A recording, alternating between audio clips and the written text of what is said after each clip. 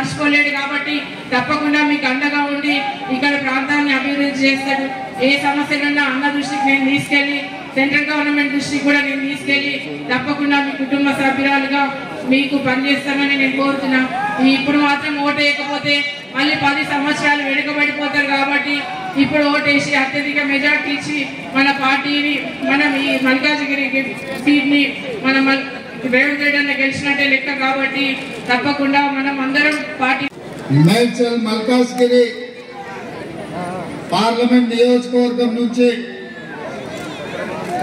శ్రీమతి సునీత మహేందర్ రెడ్డి గారిని కాంగ్రెస్ పార్టీ అభ్యర్థిగా ఎన్నికల బరిలో దించితే ఈరోజు ఎల్బీ నగర్ నుంచి మీరందరూ పెద్ద ఎత్తున స్వాగతం పలికి ఈ కార్యక్రమంలో సోదరుడు మధు యాస్కి గారు, మల్రెడ్డి రంగారెడ్డి గారు, రామ్మోహన్ గౌడ్ గారు, రామరెడ్డి గారు, చెక్కడి ప్రభాకర్ రెడ్డి గారు, జిల్లా పార్టీ నాయకులు, డివిజన్ పార్టీ అధ్యక్షులు, తల్లిని చంపిండు పిల్లను బతికించిందని మా తెలంగాణ ఏర్పాటుని అవమానించిన నరేంద్ర మోడీ మా తెలంగాణ రాష్ట్ర ప్రజల యొక్క ఓట్లు ఎట్లా అడుగుతామని నేను అడుగుతున్నా. అందుకే ఇవాళ ఈ తెలంగాణ రాష్ట్రం నుంచి బీజేపీని బహిష్కరించాల్సిన అవసరం వచ్చింది. బీజేపీని ఓడగొట్టాల్సిన, బీజేపీని పడగొట్టాల్సిన బాధ్యత తెలంగాణ యువకుల మీద ఉన్నది. వాళ్ళు ఏమడిగినా అయ్యా మాకు మెట్రో ఎందుకు ఇవ్వలేదంటే జై శ్రీరామ్ అంటారు. అయ్యా మాకు బయ్యారం ఉక్కు కర్మాగారం ఎందుకు ఇవ్వలేదంటే మేము హనుమాన్ జయంతి చేసినాం కదా అంటారు.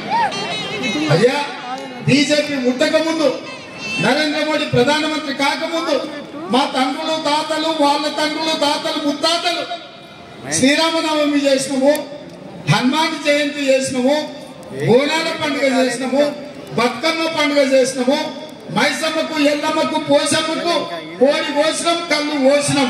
మా కళ్ళు వచ్చి చెప్పేది. ఇవాళ బీజేపీ వాళ్ళు వాళ్ళ దైవభక్తి అంతా రోడ్ల మీదనే చూపిస్తున్నారు. మనం అప్పుడప్పుడు బస్ స్టాండ్లో పోటీ లేకపోతే ట్రాఫిక్ సిగ్నల్ కాడ చూస్తాం, ఒక పెద్ద స్తంభాలంలో దేవుడి బొమ్మ పెట్టి కొంతమంది అడుక్కుంటుంటారు. అయ్యా ఈ దేవుని చూసి, అయ్యప్ప స్వామిని చూసి మాకేమని ఇయ్యని. అట్లా బీజేపీ వాళ్ళు కూడా శ్రీరాముని చూసి మా కోట్లేయండి అని అడుక్కునే పరిస్థితి ఈరోజు వచ్చింది.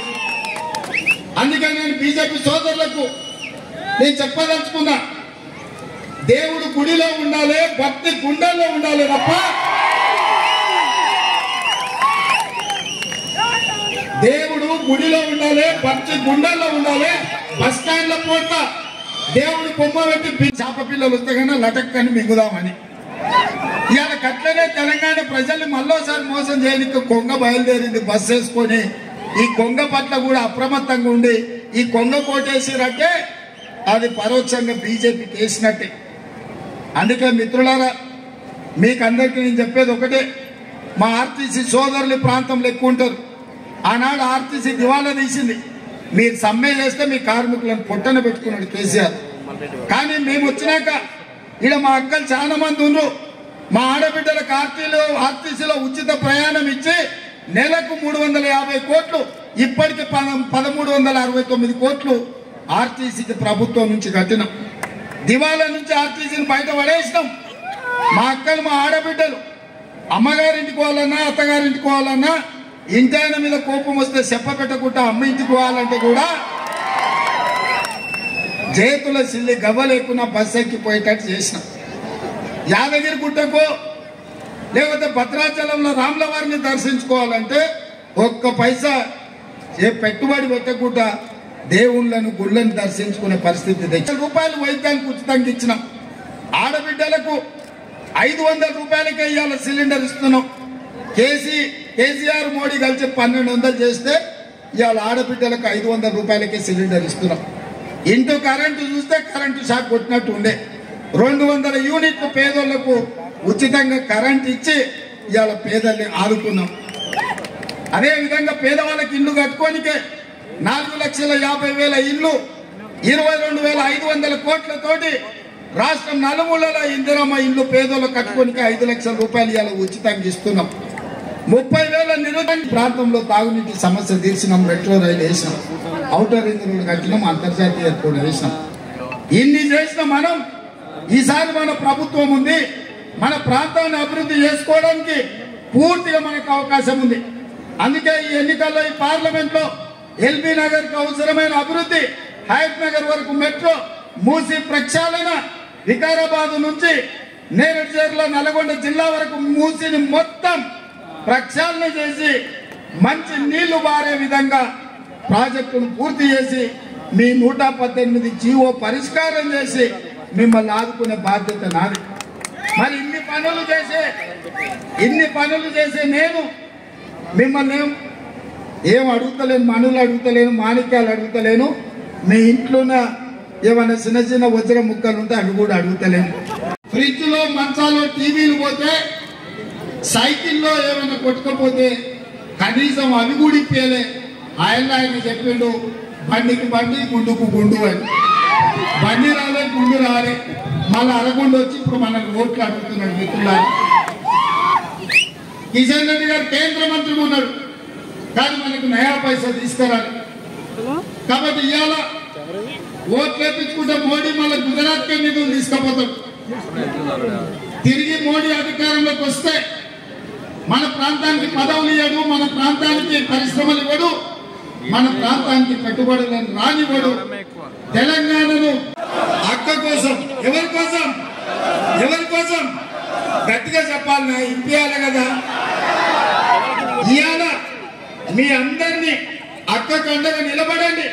మీ తరఫున కొట్లాడుతుంది, మీ తరఫున పనిచేస్తుంది. మన ఎల్బీ నగర్ అభివృద్ధి చేసే బాధ్యత నాది. అందుకే మిత్రులారా, అక్కకు ఓట్లేసిన వాళ్ళందరూ చేయి పైకెత్తారు. మొత్తం మా అక్కలు కూడా ఎత్తాలి. జై కాంగ్రెస్, జై కాంగ్రెస్, హస్తం గుర్తుకే. ముఖ్యంగా మహబూబ్ నగర్, నల్గొండ జిల్లా సోదరులకు నేను రాష్ట్రం అంతా తిరిగే పని ఉంది కాబట్టి నేను ఎక్కువ సార్లు రాకపోవచ్చు. మా మిత్రులకు, మా బంధువులకు ఒక్కటే, సునీతమ్మకు ఓటేస్తే నాకు వేసినట్టే. సునీతమ్మ గెలుపులోనే నాకు గెలుపుంది. ఈ ఎల్బీ నగర్ 30,000 ఓట్ల మెజారిటీ ఇవ్వాల్సిందిగా కోరుకుంటూ మీ తరఫున మధు అన్న, మహేందర్ అన్న, మాల్రెడ్డి రంగన్న అందరు అందుబాటులో ఉంటారు. మిత్రుడు రామ్మోహన్ కూడా మీకు అందుబాటులో ఉంటాడు. మీ అన్ని సమస్యలు పరిష్కరిస్తారని తెలియజేస్తూ మీ దగ్గర సెలవు తీసుకుంటున్న మిత్రులారా,